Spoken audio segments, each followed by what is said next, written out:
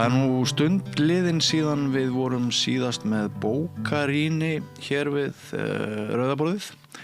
En það nú svo sem ekkert mjög algengt að komi út veigamiklar bækur á þessum árstíma, held ég, þótt ég veit nú reyndar ekkert hvað ég að tala með þeim efnum. En ég las bók eftir Gyrði Elíasson, Ótíð í víti. Ég veit ekki hvort ég kannist við að þessi bók sé komin út. Það stendur lífsreynslu saga hér undir og þetta svo sannarlega lífsreynslu saga. Þetta bók sem að ég hef aldrei lesið, svona bók. Mér langar aðeins að áður en ég ræði innihald hennar með 2 góðum gestum sem eru komnir hingað til okkar. Langar mig aðeins að grípa inn í það sem að Halldór Guðmundsson segir þessa bók. Hann segir: Gyrðir hefur verið haldin kvíða og miserfiðu þunglindi næstum alla ævi, en nú tók verra við, stöðugar hugsanir dauðan sem leiddu til sjálfsvíks tilrauna sem hér lýst með þeim hætti sem ég hef ekki lesið áður á bók. Með öðrum orðum þá þessi bók geðrænar áskoranir Gyrðis nýlegar og eins og Halldór segir, sjálfsvíks tilraunir verður eiginlega ekki viðkvæmara umfjöllunarefnið og þau eru komin hingað Kristín Gunnlaugsdóttir, myndlistarmaður, velkomin. Takk. Og Guðmundur Andri Thorsson, rithöfundur með meiru til að ræða þennan magnaða grip, Ótíð í víti. Hvað finnst þér þessa bók, Kristín? Mér finnst hún frábær og óskaplega sár og erfið og ég verð bara að segja að bók þetta efni, það þarf krefst þetta gríðarlegs hugrekkis og mikillar gáfu í að kominu frá sér á ritaðan hátt þannig að maður greinir yfirsýn og svo heilbrigða dómgreind hjá Gyrði sín gríðarlega erfiðu mál. Sko, ég rauninni segi bara ég hámlas hana. Já. Og það finnst mér bara algjör snilld, því þetta með því erfiðara sem ég hef lesið. Já, viðkvæmara verður það ekki. Nei, og maðurinn lýsir svo gríðarlegri þjáningu, hann nánast krossfestur á hverjum degi. Já. Og á tímabili var ég svona, ég halda áfram alveg í einum rykk og ætlaði að taka mig smá pásu og gerði í korter. Svo bara settist ég aftur. Og það að hámlesa svona bók, það segir sitt ritsnild hans og hvað efnið ekta og dregur mann að sér að skilja það sem að maður færum að geta skilið. Hvers vegna heldurðu að hann hafi fundið hjá sér þessa þörf að skrifa þessa bók? Segja okkur þessa. Já, það góð spurning. Einhvers staðar finnst mér ég finna í þessari tegund hugrekkis og sannsögli sem hann með von til þess að mögulega geti þetta hjálpað einhverjum öðrum. Þetta greinilega slæri gegn, þessi bók að slá í gegn og mér finnst hún alveg pottþétt mun hjálpa í því tillit að geta talað þessi mál, þessi erfiðu mál sem snert okkur öll, þannig að það mun kannski hjálpa einhverjum öðrum á þann hátt. Og síðan bara færa okkur nær því að skilja manneskjuna, hver hún hvað maður margflókin og hvað kvíði algengur og þessi sjúkdómar, og svo það náttúrulega mismunandi hversu langt þetta nær. Og ekki ólíklegt að hann sé að reyna að skilja sjálfan sig. Jú, þótt honum finnist það erfitt, eins og kemur svo oft fram með því að skrifa hana. Já. Hvað segir þú, Guðmundur Andri? Já, þú spyrir hvernig hann hafi skrifað hann og ég held að eitt svari, það náttúrulega margvíslegar ástæður fyrir því að fólk skrifa bækur og en eitt svarið felst bara hreinlega í því að á síðustu 2 dögum hef ég fengið að heyra frá ólíku fólki alls konar sögur af eigin glímu við sínar geðraskanir og kvíða og þunglindi og sjálfsvíks hugsanir og einmitt þetta sem hafa sig ekki fram úr á mótnana og annað þvíumlíkt og yfir í en það verið hluti þannig að bókin þjónar þeim tilgangi sem að bækur eiga að þjóna allavega bækur af þessu tagi eiga þjóna sem að vekja umræðu í samfélaginu, koma róti á hugi okkar meðborgarana og leiða til þess að við förum að snúum okkur hvert að öðru og förum að tala saman um þessi aðkallandi mál og ég pínlítið að býða til því kannski að sko það komi umræða úr heilbrigðiskerfinu að maður fái viðbrögð þaðan, það svona dálítið mikil þögn sem við heyrum þar vegna þess að það önnur ástæða fyrir því held ég að Gyrðir skrifar þessa bók að hann vill vekja athygli á því sem hann telur að hafi verið mistök og hafi hent sig og hafi lyfjagjöf og hafi eiginlega triggerað allt þetta ferli hjá honum. Hann vill vekja athygli á því og komið í veg fyrir að einhverjir aðrir lendi í einhverju svipuðu. Og svo Gyrðir rithöfundur og það það sem svo dásamlegt við að lesa þessa bók að við lesum það hvernig honum líður eins og töframanni í bókum Úrsulu Le Guin sem að missir töframáttin sinn hann misti vald á orðunum, hann missir vald á hugsun sinni sem að tækið hans og orðin eru tækið orðunum fylgir töframáttur og hann missir þetta hann smá saman og þetta verður óbærilegt að lifa við þann sársauka, geta ekki notað atvinnutæki sitt og þessi bók þá vitnisburður að hann hafi náð heilbrigði á ný og hann hafi á ný öðlast þennan mátt þetta máttuga bók og þetta eru máttuga lýsingar þó að hann haldi kannski í lágmarki svona, hvað við segja, listrænum við getum kallað listrænum tilþrifum en það mætti líka kalla það listræna varnarhætti vegna þess að með því að setja frásögnar svona fram eins og hann gerir þá hann algjörlega berskjaldaður. Og ef ég mann rétt á slæðir hann varnagla einhverstaðar í bókinni til þess að útskýra að stundum sé þið blóðhráa í staðin fyrir því listræna stundum verjandi og vitnar í nokkra 2 eða 3 rithöfunda sem að hafa einmitt haldið sig við þær slóðir. Já. Svo áhugavert þú segir listræna varnarhætti. Mér finnst þetta svo frábært af því að nú vinn ég líka í listum og náttúrulega Andri rithöfundur og allt það og við þekkjum þetta vel og ég hrífst svo að því að hann ekki með þá.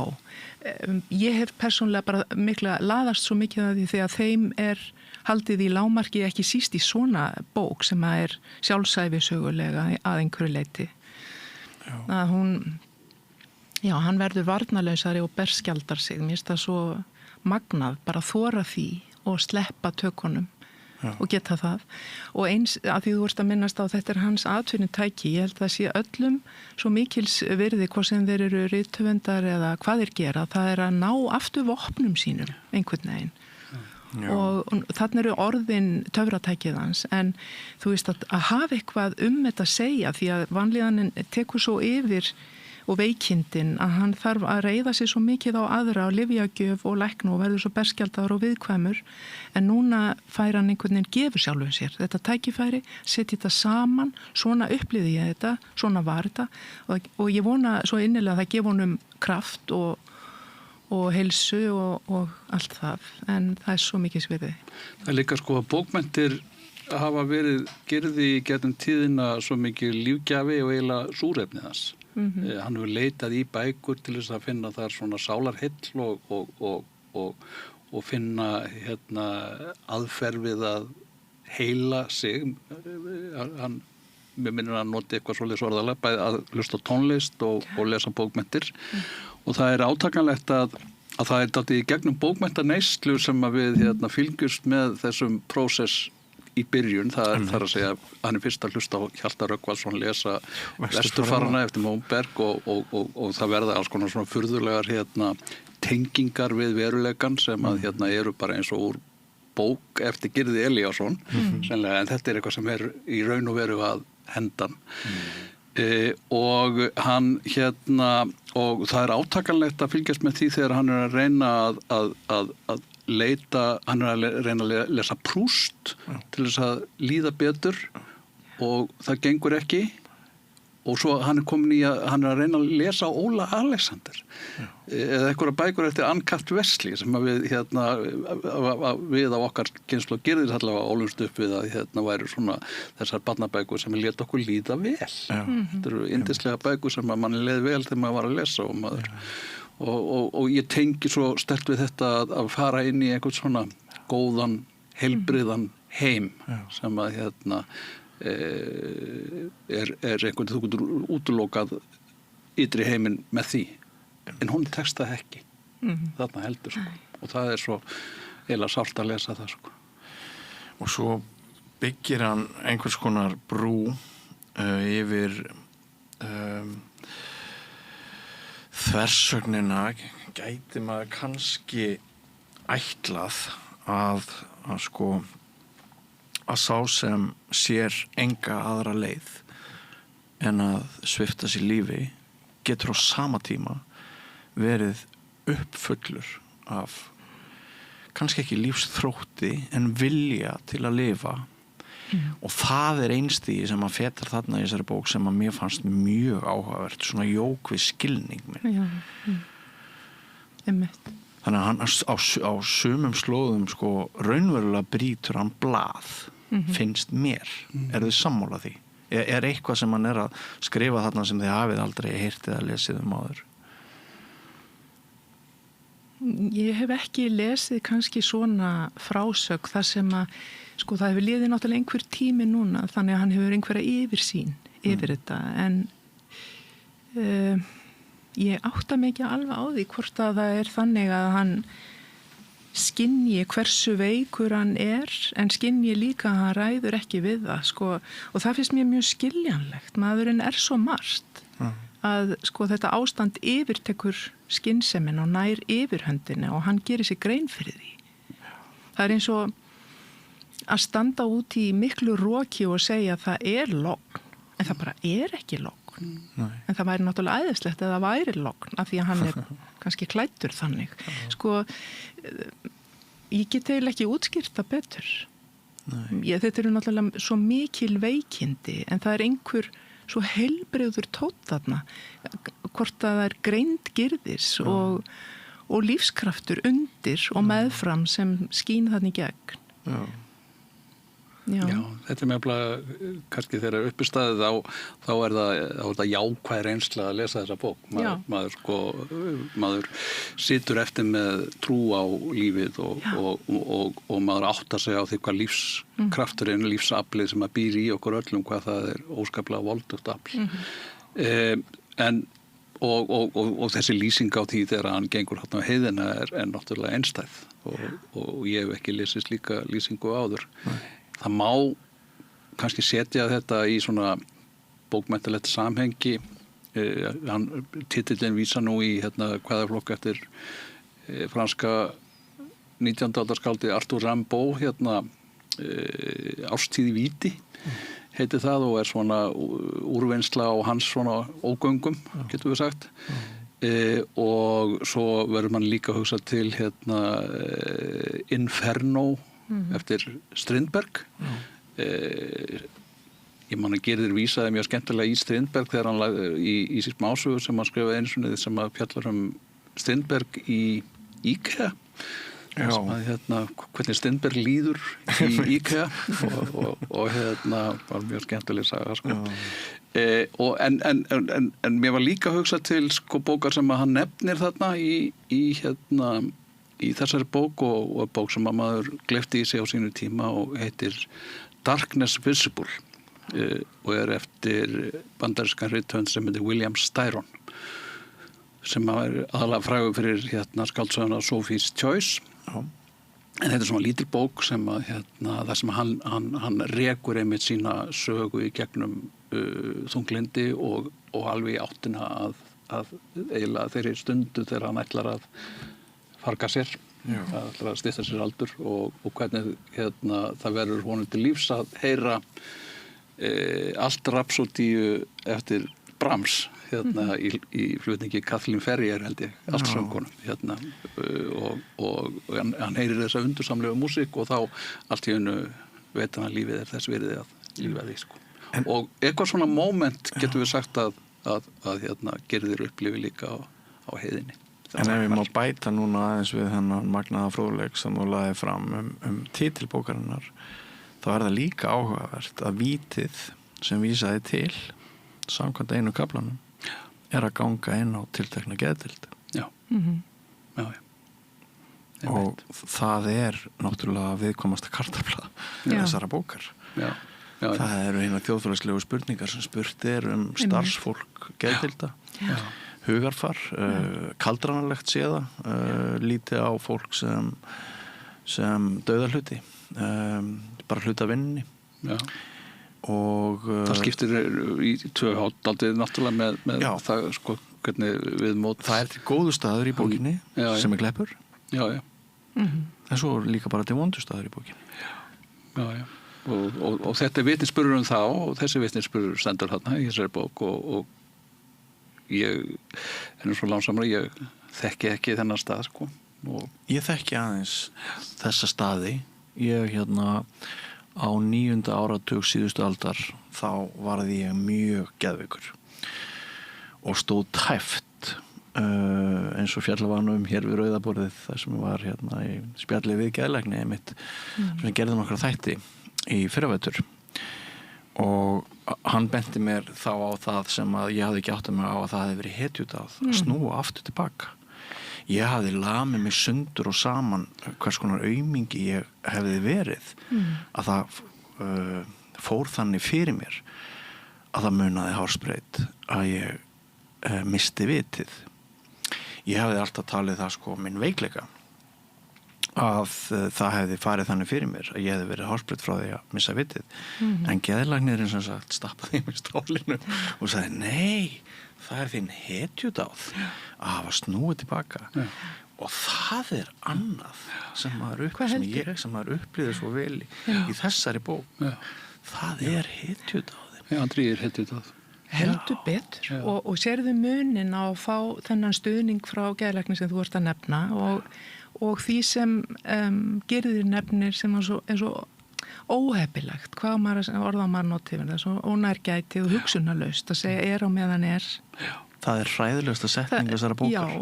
Já, hún svo mannleg, maður missi svona út úr sér en þetta þurfum við að geta talað því að það aldrei ofsagt við fólk sem vinnur heilbrigðisstéttina sem vinnur auðvitað og veit þetta vel maður ekki segja neitt nýtt hvað þetta orðin eru þung og þetta viðmót bara má ekki og eins hjartalæknirinn líka bara þetta skiptir öllu máli. Fyrirgefðu en mér langar til þess að vitna beint í bókina vegna þessara orðaðina.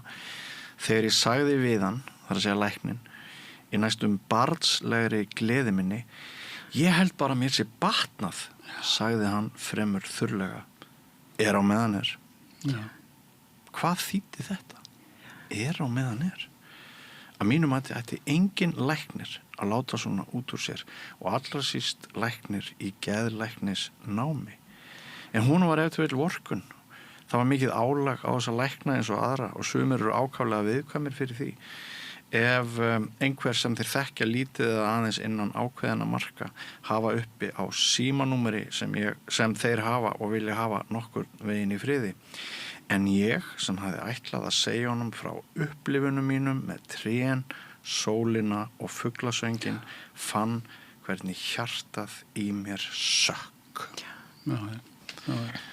Þetta rosalegt. Þetta svo átakanlegt. Maður tengir svo við hann, hann glaður, hún líður aðeins betur, hann hefur upp á lækninu sínum og ringir í hann.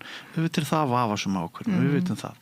En þegar við erum geðveik, þá eru ekki allar ákvarðanir okkar að það bestu, það eru ekki allar rökrannar. Það er líka ég held líka þegar við erum geðveik þá erum við sko ekstra sensitív fyrir svona þurra drambi heldur betur eins og þetta sko. Já. En þetta samt bara viðmót og það náttúrulega mun alvarlegra ef það hips and haps hvernig lyfjum ávísað og hvort þeir eru í engu að að velta fyrir sér hvort viðkomandi einstaklingur sérstaklega næmur, eins og Gyrðir fjallar mikið í þessari bók. Hann segir, ég svo næmur, ég með þannig heila að það ekki hægt að koma með einhverja svona staðlaða lyfjagjöf fyrir mig kannski með að við einhver hross, skilur, út í haga.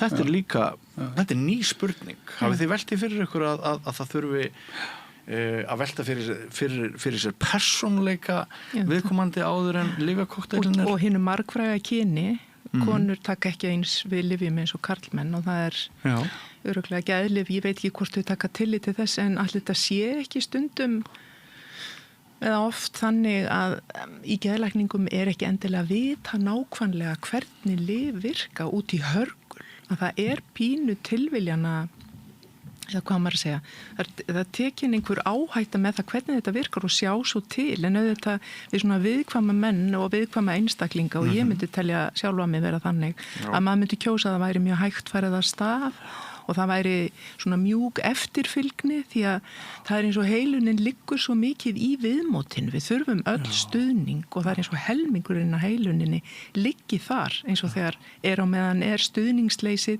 kippir undan honum fótonum þegar hann stendur svona viðkvæmt, að þá bara þessi mannlegi stuðningur getur stundum verið heila málið. Já. Sko, og þetta líka yfir upp spurninguna lyf sem alfa og omega allra meðferðar. Já, sko, ég held að nú ég náttúrulega að tala eitthvað efni sem ég veit ekkert en ég myndi halda að við þurfum að ganga út frá því að hver og ein manneskja sérstakur alheimur og hver og ein manneskja bara til í einu eintaki af sjálfur sér. Já. Og við erum ekki klónuð. Og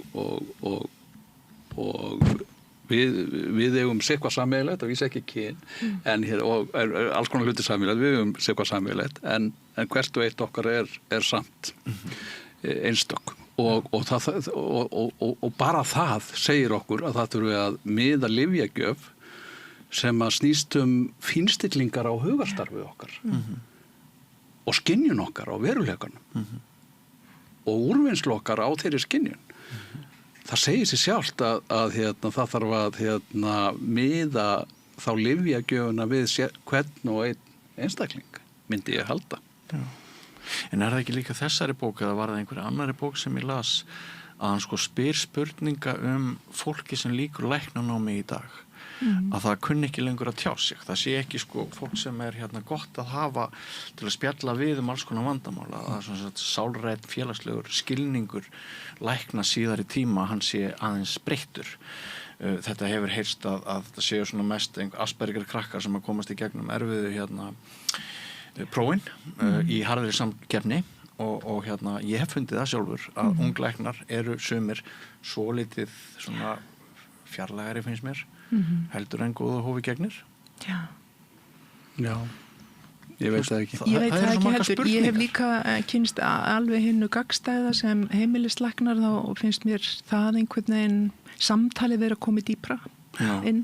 Ég kalla alltaf eftir samtali og finn það bara ef að heimilislæknir sem ég hef kannski þurft að leita meira til bara í gegnum tíðina ef þeir eru tilbúnari í samtal bara til þess að nálgast mig betur sem viðfanga því maður maður hrærugrautur af alls konar og þar finnst mér ungu læknarnir vera misjafnir vissulega en alveg greinilega ég hef ekki talað komið meira beint á hlutina núna kannski líka því maður er orðinn eldri og bara gerir þetta en þegar maður var yngri og var að hitta eldri virðulega læknir það var svona föðurlegra og svona eitthvað þannig að þetta alls konar en ég segi eins og þú, það kannski þessi mikla krafa á skýrleika á tölur og niðurstöður og mælingar sem krafist svo mikið í læknisfræðinni tími fyrir hitt eða það látið vera því það ekki hægt að sjá virkni orðanna mælanlega en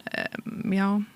Reynsla Gyrðis að hann hafi ekki mætt þeirri mennsku sem hann átti von á því að finna á lágpunktum eigin lífs. Nefn á Kleppi, hann talar svo vel Klepp sem svo dásanlegt það hreinsar í burtu þú veist, þess að endaleysu fordóma sem að maður kannski býr yfir. Og þar nær hann að nýta sína listrænu æð. Þó hann sé búin að tapa niður orðunum og getur til að skrifa, þá getur hann farið að mála. Og það verður honum til eiginlega bjargar, að geta farið að, hann málar sig eiginlega, upp. Rýmið til að skapa, einmitt sem hann fær á Kleppi. Hann lýsir andstæðu þess á deild Landspítalans, 33A, heitir hún það ekki? Já, hún hétta allavega í gamla daga. Og þar talar hann um sýningarsal, einangrunar herbyggi, þar sem aðrir starfsmenn geta bara fylgst á þann sem er þarna inn í einangrunar herbygginu, þar sem er búið að saga af húnana og þetta er bara eins og hryllingsmynd. Já, þetta er mjög sárt að lesta, mann finnst þetta ekki. Og mér finnst að kerfið, heilbrigðis starfsfólk og læknar og annað heilbrigðis starfsfólk þurfi að svara fyrir það sem kemur fram í þessari bók. Ég er ekki að tala að við búum til eitthvað sakamannabekk eða eitthvað svoleiðis, heldur að það þarf bara að eiga sér staði umræða þá útskýra fyrir okkur af hverju það sé nauðsynlegt að hafa þetta eins og þetta að þarna sé kannski fólki einhverju bráðri sjálfsvíshættu eða eitthvað, ég veit ekki hvað það er en ég man að Hrafn Jökulsson heitinn, hann lýsti svona svipuðum, hann lýsti þessu sama herbyggi sem að hann þurfti að dúsa í. En það er fúski gegn fúski í vinnubröðum sem eiga að koma í veg fyrir sjálfsvíg, segja hann líka. Reimar eru teknar af þér skónum til þú getur ekki hengt þig með skóreimum, en tölvusnúrur þær fá að vera. Já, það var margt svona sem að maður hugsaði býtu nú veit, hvað er þetta? En stundum, en það er mjög hollt að ræða þetta, maður það líka þá að fá útskýringar af hverju er þetta svona og maður þekkir mjög mikið af góðu fólki sem að kemur að eftir meðferðum við ýmsa hópa sem er að endur bata og þetta er svo frábært fólk þarna með, en það er ekki samt yfir það hafið að fá að þarf að standa fyrir sínu eins og þegar svona bók kemur út og kannski ekki síst læknarnir líka og þeir sem að taka stóru ákvarðanirnar líf fólks. Akkurat. Þeir hafa alveg eflaust gott meina vel innstinni og allt það og leggur gott eitt til, en það þarf samt ekki að vera hægt að nálgast á og tala þetta. Já, læknasamfélagi, ég er sammála ykkur báðum að læknasamfélagi þarf að bregðast við. Við þurfum umræðu og við þurfum í einhverju tilvikum skýringar. Já. Svo finnst mér að hver og einn Íslendingur ætti að prófa að leggjast inn á geðdeild eina viku hver. Við höfum bara allt gott af því. Já, bara minnka fordóma og ég gerði það 87. Var það Kleppur eða 33? Nei, það var geðdeildin á Fjórðungssjúkrahúsinu á Akureyri sem þá hét. Og það var rosalega margt. Ég geti skrifað bók þá reynslu, en ekki eins góða bók og Gerðir er búin að gera. Einu sinni satt ég með grátandi hjúkrunarfræðingu meðanótt og það hafði snúist við hlutverkið, ég var að reyna að hugga hana. Og þá var hún bara algjörlega búin. Já, en ég menna svona staður gengur léttulega líka út á mannlega nerveru og er ekki? Jú, en svona eins og hann lýsir sömu starfsfólki þá er það í einhverju djúpstæðri kulnun eða hvað maður á að segja, það er búið að aftengja það. Sem er skiljanlegt. Hann er með þá skýringu að þetta er svo ómikið álag, ómikið annríki sem veldur því að þegar þú hringir í mig þá er ég bara með leiðindi við þig, skilur. Nú er frítími minn, ég ræði ekki við þetta. Komin svona hjúpur yfir sem hentar ákala illa í veikindum. En mér fannst svolítið skrítið að ég þyrfti að nýta smá orku frá mér því að mér leið mjög illa þessa nótt til þess að hugga starfsmannin. Já, það er ekki besti tíminn. Það er ekkit rosalega góð tími. Mér fannst aðri rosalega veikir en geðlæknirinn sagði við mig, Bjössi minn, það er eitt sem ég þarf að segja þú ert veikastur allra sjúklinga á deildinni minni núna. Og það var rosalega upplifun að skynja, að því ég treysti honum, ég trúði honum, ég fór ekki neitt frávarp gagnvart þeirri staðhæfingu, en þess að líðan mín var allt önnur heldur en orð hans báru með sér. Og Gerðir er svolítið að hann kúnstin í bókinni við ritun þessara bókar finnst mér hvernig hann nær að sko hann vægðarlaus gagnvart sjálfum sér en hann líka gagnrýninn og maður einhvern veginn trúnaðarsamband hans við mig sem lesanda það rofnar aldrei ekki alveg galdurinn, sko. já, ekki alveg en stundum fer hann út af einhverja slóði þar sem maður spyr sig eru veikindin að tala þarna já. en það líka það sem þarf að vera í svona já, og það eru þarna sko endurtekningar í bókinni sem að sumir hafa, ég vil segja að sumir sko hafa fett fingur út í en ég alveg ósammála því vegna sem ég finnst þessar endurtekningar einmitt gefa mér þessa tilfinningu fyrir þessari þráhyggju einmitt, ég upplifði þannig líka já. Og þær verða og þær eru aldrei alveg eins og þær eru í nýju samhengi sko. og þið hafið aldrei orðið þunglind eða hvað? Ekki þannig ekki alvarlega? Nei, en maður þekkir þessa þræði í þunglindinu, af því ég þekki það þá koma svona sömu þráhyggjurnar aftur og aftur og mér datt líka í huga að þetta væri stílbragð til þess að sína okkur fram á að þegar manni líður illa það var alltaf sama sem var algjörlega. Það var eitt Andrésblað sem ég komst í gegnum sumarið 1988 eitt Andrésblað á dönsku með 5 eða 6 sögum og ég las alltaf sömu sögurnar aftur og aftur og það var eina heilastarfsemi sem ég hafði ég réð ekki við meira heldur en Andrésblöðin þetta eina Andrésblað og sömu gísp gíspið það er oft bjargað mörgum en sko svo það er hægt að taka eins og ég sagði það er hægt að ræða þessa bók frá svo mörgum sjónarhólum hann segir þegar ég veiktist grunaði mig ekki að sorgin myndi verða að heita má óendanleg Ég þóttist vera búin að lesa mig til að á henni væru vist mörg stig og síðan kæmist maður yfir hana en það hefur einfaldlega ekki gerst hjá mér. Ég strikaði undir þessa málsgrein og ákveða að vitna til hennar hér vegna þess að það er annað að þegar maður geðveikur að óttinn við að aldrei verði neitt annað samt.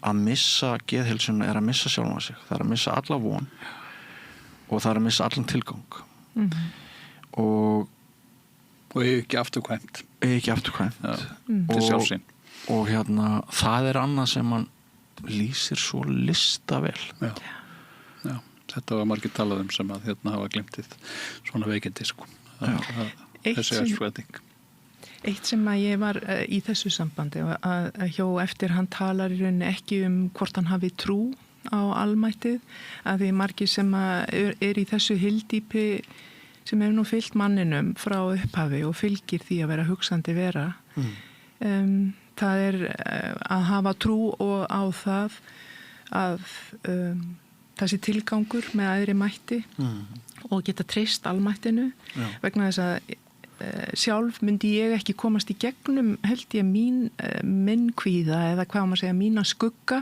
nema ég geti treyst því að það er kærleiksríkt almætti sem ég þarf ekki að skilja en það er þarna og gætir mín og ég bara treysti því og þá sleppir maður stjórninni maður sleppir frekar tökunum og finnur stuðning vegna þess að við erum öll ein við stöndum öll ein og ég held að þetta sé svo mikilvægt og ég var ekki það að þetta vanti í bók Gyrðis, alls ekki en ég var bara veltaði fyrir mér fyrir fólk sko sem hefur svo mismunandi tengsl við þetta nútíma maðurinn hefur lítil tengsl í rauninni og hefur kastað svolítið frá sér stundu skiljanlega eins og gagnvart kirkjunni sem hefur ávísanhátt með sínum aðferðum brugðist að það hefur orðið svona trúnaða brestur við almættið í gegnum þjónakirkjunar já og bara gegnum það að það er svo þetta er kannski vinst eða skuggi velmegunarinnar að við förum að treysta á okkur sjálf svo mikið og trú á getu okkar og ef að eitthvað þrýtur hjá okkur þá bara grípur kerfið okkur og ef það gerir það ekki þá verður við brjáluð en það er nú bara þannig í lífinu að við förum ein og komum ein og þetta er það sem við erum að hugsa hversu mikið sem við viðurkenna það eða höfum þörf fyrir það að velta þessu fyrir okkur eða þetta er það sem ég held að sé lífað sköpunarinnar í listum og bara framþróun mannsins og gæsku mannsins, stórum leiðtogum sem við lítum upp til og ég var að hugsa með Gyrði, mér finnst hann ganga svo nálagt þeirri áleitnu spurningu að hver og einn finni bara svolítið myndi ég standast þessa þrekrun hans, hvað hef ég? Hvaða haldreipi hef ég í rauninni svona innst inni? Og við höfum bara gott af því að velta því fyrir okkur. Ég get alveg tekið undir þetta sem þú lýsir svona fallega sko með að þetta trúnaða traust ykkar þess að það sé bara einhver sem hefur lítið til með okkur og maður veit ekki alveg hvað það er en maður, ég hef oft fundið þessa tilfinningu sjálfur sko. Myndur þú skilgreina því sem trúa það? Já, að þessu leyti til, já, en ekki í stofnanaskilningi. En sko mér finnst Gyrðir vera að lýsa þessu hann er að lýsa því hvernig hann er að lýsa sko hvernig hann nær sambandi við sjálft lífsaflið sem er að baki alls einmitt þegar að hann upplifir trén og fuglasöngin og himinin og náttúruna allt í hennu og hann ringir svo glaður í geðlæknin sem segir á meðan og mér finnst hann einmitt vera að lýsa svona hugljómun af þessu tagi og þetta er út allt líka í sko verkans eru vissulega dálítið full af skuggum og dimm og oft lýsir hann einstaklingum sem eru í svona svipuðum sálarháska og hann lýsir í þessari bók en það er alltaf svona moment í öllum hans verkum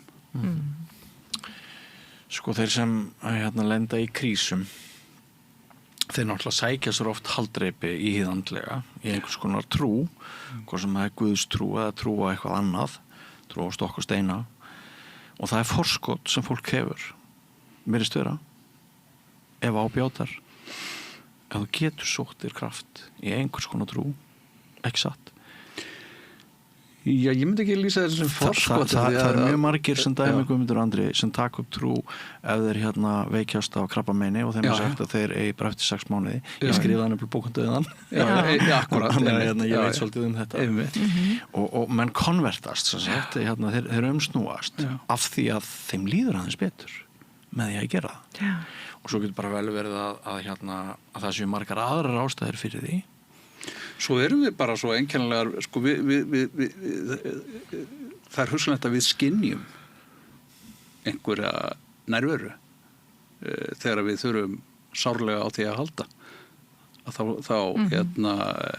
og við getum látið þessa nærveru taka á sig einhverja mynd sem að við höfum kannski fengið úthlutað sko þegar okkur er innrætt trúarbrögðin eða við getum sleppt í og bara skynja þetta sem ljós Já, en mér finnst hann sko gefa trúnni aðeins undir fótinn Já í þessari bók svolítið feimnislega piplar svona aðeins í kringu það en hann er að reyna Já, þetta er allavega þetta er bók sáluhjálp Já, þetta er hluti á sjálfsberga viðleitninni sko, kraftaverkinu sem þarf til þess að snúa við til þess að komast út úr myrkrinu þetta er svona bæði kvíði þunglindi þetta eru öfl sem sjúga alla orku úr honum og þegar hann vaknar það er hryllileg tilfinning eftir ömulegan svefn og fyrsta tilfinningin sem kemur er neikvæð hún er einhvers konar ótti þegar hann vaknar og ég veit að fólk sem hefur ekki glímt við neina andlega erfiðleika nokkru sinni það veit ekki hvað Gyrðir er að tala Hvar er það fólk? Ég bara þekki ekki þannig fólk Er það ekki? Ég meina við þekkjum þetta öll í einhverju mæli kannski ég leita bara upp í þannig fólk mér finnst ekki bara því fólk nema að við fundum fyrir kvíða Nú er ég að fara kannski auðvitað létt með en þá er ég að meina að mér finnst bara sjálfsagt því að við kenna þegar maður er manneskja með tilfinningar að það er ekki ég meina halló, það er bara það er sólskinn og því fylgir skuggi það bara þannig, lífið svoleiðis og hvað ætlar að gera í því það hvernig bregst maður við hann leitar ekki á náðir Gerður leitar ekki á náðir vina sinna sko ég var að hugsa bara núna sko ég fór að hugsa línur úr háamálum hrörnar þöll svo stendur þorpi á hlýratenni börkunja bar þar að segja tré sem að stendur á berangri þöllin tréð og þorp berangurinn og stendur eitt á berangri og það bara næður það bara hrörnar og mér finnst að koma mjög skýrt fram í þessari bók að hvað það er mikilsvert fyrir Gyrði að eiga að þessa fjölskyldu saman það er konan hans og dæturnar hans og ekki síst tíkin og glemdur í henni hún er bara megin persóna í þessari meira stórkostleg tík en hann hringir ekki vini eitthvað aðeins hann gerði eitthvað aðeins en hann hefur stórkostlegan stuðning af konu sinni og skilningi dætra það segir manni líka að tilfinningatengingar eru svo heilar það er eitthvað svo heilbrigt þarna með sem er svo átakanlegt og fallegt og sterkt að hann fær þennan mikla stuðning æðurleysi konu hans verðist óendanlegt ótrúlega stóðast þetta og er náttúrulega hjúkrunarfræðingur líka og tekur ákvarðanir með honum og hlýtur að þau ræða þetta og svona hún kemur úr annari átt líka þetta er ekki bara hanna því hún er einmitt heilbrigður starfsmaður en það er eitt sem ég langaði aðeins að segja með hann þarna á meðan að sko við þurfum öll að finna það hvernig myndi ég bregðast við ef það væri sagt svona við mig á veikum punkti, hvað hef ég til þess að geta staðist það að einhver dregur mig svona niður af hverju er það orðið þannig þetta hefur alltaf verið svona en þetta er mikið núna að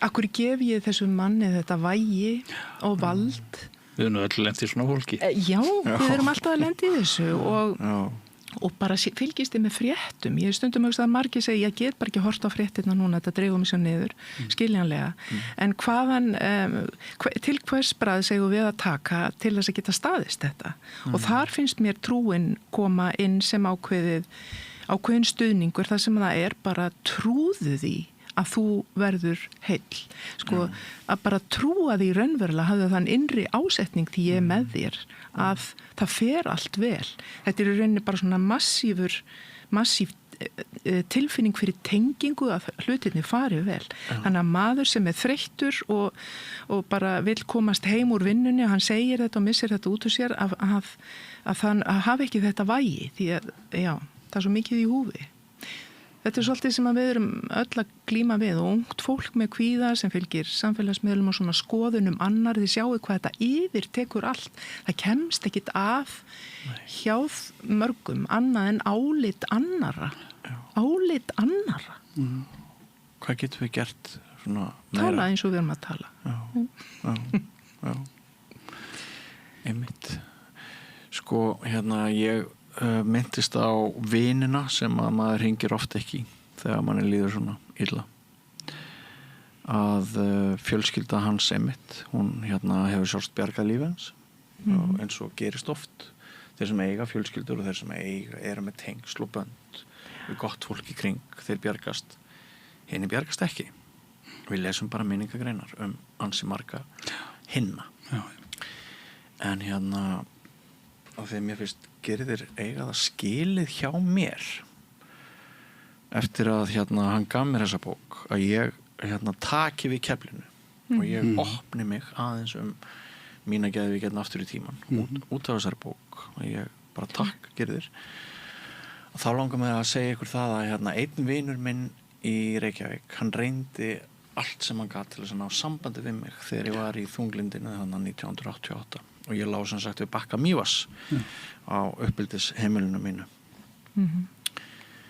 og hann gerði vel með því að hann ók alla leið frá Reykjavík vondu vegina sem þá voru alla 500 kilometrina austur í Mývatnssveit því að hann tók það ekki gilt þegar ég vildi ekki koma í síman þegar hann var að reyna að náði mig og mamma sagði mér að hann væri hérna í einn af mínum bestu vinum en þótt hann færi alla leið austur í Mývatnssveit og bankaði á hurðina og mamma fór til dyra þá skammaðist ég mín svo mikið fyrir að vera svona mikið geðveikur og fyrir að líða svona rosalega illa að ég gat ekki hitt hann þannig ég bað mömmu að segja hann að ég væri ekki heima og svo fór ég bara inn í rúm og ég grét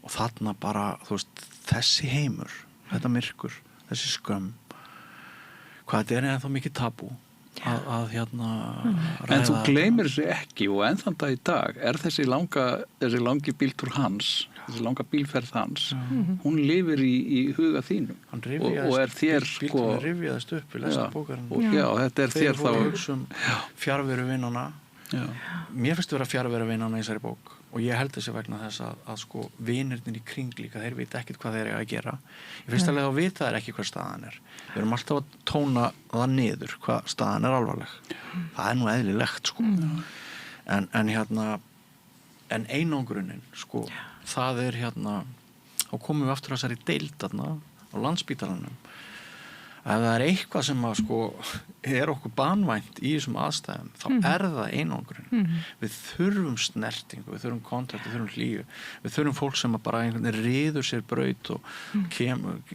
reynir með öllum aðferðum að komast inn í líf okkar þótt sá geði ekki vill kannski ekki hitta aðra en hann verður að hitta aðra og hann líka skrifum þetta hann gerir þér einmitt tala ég allt og mikið Nei, alls ekki á ég að vera maður sem bara spila spurning Nei, þetta er allt mjög fróðlegt sko.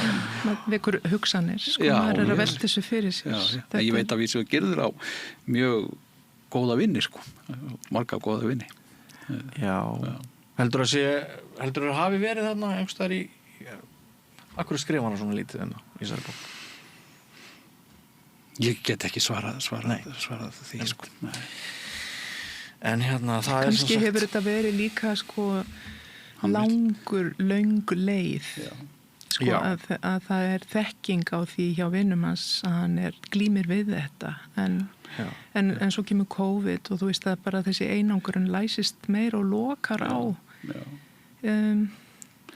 það getur verið svo margt Það er nú annað í þessu sko, það er COVID-ið sem er dálítið stór persóna í, sko það eru svona tvær myrkraverur sem eru verstar þarna, það er COVID-ið og það er þetta þarna þetta hjartalifið sem honum finnst vera eins og vondikallin í svona Voldemort Tambokor, þetta er það sem er tvent svona og mér finnst að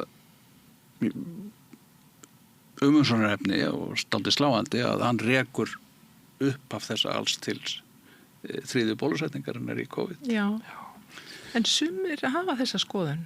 Það er bara margir á móti bólusetningum og tengja þetta saman og kannski skiljanlega að þú veist að því við vitum aldrei alveg allt. Og hann segir að það sé mörg dæmi þetta frá heiminu sko, ég þekki það ekki sko. Nei. En já. Og ég var líka að hugsa bara að það er aldrei of mikil áhersla lögð á það að fá annað álit eins og við þessari lyfjagjöf hjartalæknis þar sem hann tengdi ekki og svona hafði einhverjar innri tilfinningum að þetta ætti ekki að vera svona eða eitthvað var óþægilegt. En svo gerum við þetta kannski ekki, það er svo mikið vesen, erfitt að ná oft í læknana, þetta tekur svo langan tíma, þetta er svo þungt ferli. Það væri svo frábært ef þetta þyrfti ekki að vera svona erfitt að fá bara annað álit. Algjörlega. En það gaf hann líka rosalega mikið þegar einhver talaði við hann sem þjóðargersemi. Já, sem hann er. Þú ert svo mikil þjóðargersemi að við meðum ekki láta þetta fara svona. Sagði einhver við hann. Svo fá orð, svo sönn og gerði svo mikið. Já, bara hlýja og virðing. Og þetta er náttúrulega bara eitthvað sem við getum tekið til okkar bara í daglega lífinu líka á þess að vera hundveik sko. Að þetta getur skipt svo miklu máli. En af því ég nefndi þarna menningarbreytingu á læknum hann segir, hann er að rifja til fyrir tíma. Á þeim tíma voru á geðsviði Landspítalans starfandi snillingar eins og Snorri Ingimundarson, Bjarnason, Lárus Helgason, Gísli Þorsteinsson og fleiri sem kunnu sitt fag og vissu hvernig átt að blanda kokteila. Auk þess að kunna að tala við sjúklinga sína, sem alls ekki sjálfgefið með geðlækna í dag. Nú virðist aðaláherslan vera lögð á lyfjasullið en minna lagt upp úr að þeir reyni að grafast fyrir það sem að er. Nafni geðlæknir þannig að vissuleyti misvísandi í dag. Já. Þetta stór orð. Já, já. Og rétt, ég meina, hann upplifir þetta svona og þetta þarf bara að ræða og skoða. Já, þetta vitnisburður. Já, þetta vitnisburður. Já, heldur betur. Sem ekki þetta bara, veist, Nei. láta sem vindum verið þjóta og það er bara ekki hægt og gerir þið náttúrulega höfundur af þeim kaliber að menn verða að þérna. Já, hann í forréttindastöðu. Hann þjóðagersemi og það þarf að bregðast við því sem þjóðagersemi segja. Akkurat. Orðans vega þú. Fólk heyrir þessa bók. Já. Ég var eiginlega alveg búinn eftir ég las þessa bók og það sem ég þurfti að gera eftir ég las hann einu sinni var að ég þurfti að lesa hann aftur en svo stundum með bækur sem hafa mikil áhrif á mann og maður að lesa þar aftur. Mér leið miklu betur eftir lestur 2 og þá svona var ég þá svona róaðist ég aftur. Svolítið húmórinn og byltuna en sko umferð 1 var mér mjög erfið. Já. Ég fór líka velta öðru fyrir mér. Það má aldrei fjalla sjálfsvíg í fréttum, öðruvísin að það komi ægilegt niðurlag og á einhverjum tíma það mátti bara aldrei segja frá sjálfsvígum af því ég hef nú svo lengi verið í blaðamennskunni, verið fréttamaður og skrifað mjög harðar fréttir oft á tíðum. Einhverjum tímabili það var bara konsensus það að bara við ættum bara aldrei að segja frá tabú. Já, frá sjálfsvígum. Því að þá þið smittunaráhrif og það var oft vitnað einhverja eina rannsókn hvort hún var í Skotlandi eða hvað hún var og þar sem að menn sögðust geta dregið línu á milli umfjöllunar sjálfsvíga og aukningar sjálfsvíga en ég held að það sem meira og minna búið að bera þessi vísindi öll tilbaka í dag. Var þetta ekki líka eitthvað með svona einhver mannhelgis viðþorfum að sko það sé svo mikil höfuðu synd að taka í líf að þú að hlífa bæði þú að hlífa minningu viðkomandi og ástvinum. Einmitt. En það þarf enginn að vera hræddur það að þessi bók hveti til sjálfsvíga. Að það að lesa hana hveti einhver til sjálfsvígs. Þvert á móti vitnar hann í að hinnir örfáu sem hafi lifað á fall eða Brooklyn-brúin. Þeir í miðjustökki tekur 3 sekundur að drepa sig eða þú stekkur á þessari brú eftir 1,5 sekundu eftir 1,5 sekundu Nei, hvað er ég að gera? Já, mér fannst það svo og sko það er náttúrulega bara alveg ótrúlegt þrekvirki og hetjut af hvernig hann þegar hann vaknar í snjónum og bara hann opnar augun og berst til byggða og ný, það sigur lífsins. Ég sá fyrir mér sko kvikmyndasenu hann var þarna hélaður alveg og horfinn einhvern veginn með hendurnar einhvern veginn yfir brjóstinu en samt líkur þessu ekki þar samt líkur þessu ekki þar Nei, hreint ekki og hann á eftir að bara sökkva aftur sko. En hann vaknar aftur og ég sagði, hvað er það? Hvað gerðist? Hvernig vaknaði hann aftur og hann skrönglast einhvern veginn tilbaka blessaði maðurinn en hann náði að vakna aftur til að gangi gegnum enn meiri þolraun en þetta er þvílík písla að ganga en Þetta er svo sena sem að manni fannst skáldleg að einhverju leyti ákveðnu skilningi mjög myndræn og gerðisleg kannski hún áttur að vera klassísk í íslenskum bókmenntum það er alveg ljóst stórmerkileg bók við erum ekki að gefa henni stjörnur en við ætlum bara að segja að þetta er mjög mikilvægt framlag sem kallar á umræðum eins og þú segir Guðmundur Andri og þú sömu skoðunar algjörlega mér dætti hjá bókin Fátækt fólk eftir Tryggva Emilsson þegar ég las hana af því að á sínum tíma þá bara kemur þarna fram maður sem segir bara satt svona var þetta, svona sá ég þetta og þið ráði hvað ég geri við það svona er þetta. Vakti rosalegur umræður í samfélaginu þá og mikil sárindi líka og bara kom við kaunin á ákveðinni kynslóð og bara en ég fekk svona svipaða tilfinningu þarna stígur fram maður sem segir þetta er minn vitnisburður alveg eins og ég upplifið þetta þið ráði hvað ég gerið við það. Ég var einu sinni pínu reiður. Það er þegar að segja hluti af geðbresti hans megi rekja til fjárhags vandamála listamannalauna. og þegar hann skorinn niður 50%. Ég var nú með einhverja rifrildi daginn listamannalaun en ef það einhver sem á alltaf það sömu listamenn sem bara vera á kaupu við að vera til. Já, ég sammála. Svo bara geta þeir gert það sem þeir sýnist. Hann ekki á heiðurslaunum? Nei, það hefur ekki tekist að Nei, því miður, en svona nú það. Ég allavega fyrir hönd myndlistar, þá ég ákvæmlega glöð og þakklátt að hann fann fróun í því að gera myndir og ég hugsaði með mér, já, sérðu bara, hann notar myndlistan einhvern veginn til að slaka á, gerir ekki kannski kröfur á sig, hann þekkir þetta, hann alinn upp að myndlistamanni og þetta hefur verið hún svona eðlilegt, hann bæði og svo kemur að því að það svona stíplast eða það gaf honum ekki lengur þessa ánægði sem það gerði, en samt gerir hann þetta alltaf með og hélt þarna sýningar og það var svo fallegt allt í kringum þetta, fólk elskaði það að geta keypt þessi verk og já, það var mjög gamanlega þetta bara. Heyriði, Kristín og Guðmundur Andri. Þannig að eftirstanda jákvæð hughrif. Mjög svo. Já, jákvæð hughrif. Mjög. Og hann hefur sannlega skrifað þessa bók til einhvers en nú býðum við eftir næstu skrifa. Það er spennandi og ég í aðstöðu til þess að geta kallað fram viðbröð. Ég búin að reyna að ná í lækna þeir hafa ekki viljað að koma hérna. Þú bara dragað og öskrengdi hingað.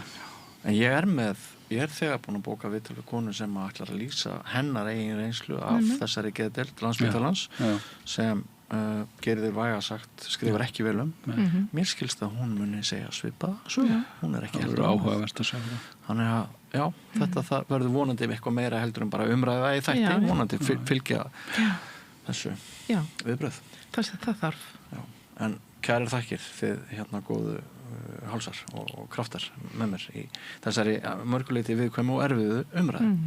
Takk fyrir. Takk fyrir. Og þakka ykkur hlustundur og áhorfendur fyrir að fylgjast með okkur. Það nýrkafli eftir andartak, ekki fara langt. Öflug verkalýðshreyfing lykillinn að öflugu samfélagi. Alþýðusamband Íslands samstillt barátta í þágu launafólks í meira en heila öld.